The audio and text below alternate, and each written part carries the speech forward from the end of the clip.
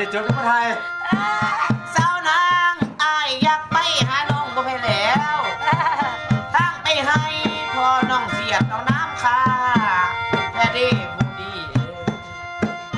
จังว่าขั้นว่าทางละไปหน้า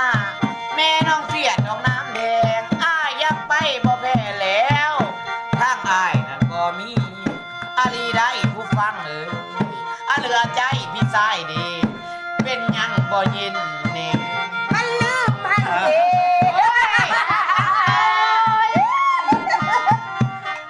บอกบีได้บีเขาไม่นี่นะบีมาแดงกันไม่หมดบีมาเนี่ยบี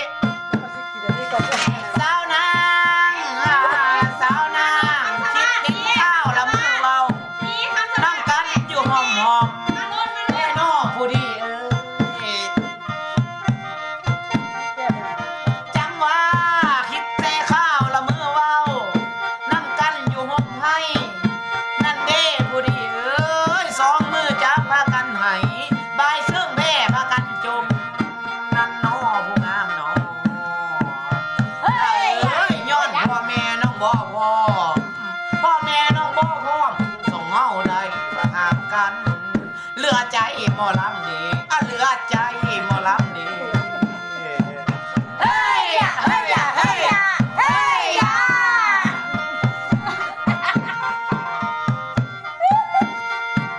คำนางอายนี่ไม้ดอกบ้องสางน้ำนางสุบาทยางแท้แล้วผู้ดีจังว่าอายนี่ไม้ดอกบ้องเจ้าน้ำกันสุบาทยางปาถนาหยาดน้ำน้ำเจ้าสมโพ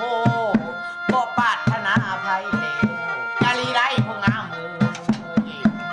เฮ้ยเฮ้ยเฮ้ยเฮ้ยจังสัตว์สองเรื่องแม่สองเรื่องมันได้เป็นนักถูกยักษ์อยู่หมดมันได้เป็นนักบูชาสาวนางคันว่าเป็นละตาใดสิสานใจนะลงใส่อาลีและคนงามมือจังว่าคันว่าเป็นละตาใดค้อนวิ่งละเมื่อตาค้อนดากละขี้โมเมื่อต้นปลามากยามาช่วงนี้พี่มาช่วงนี้พี่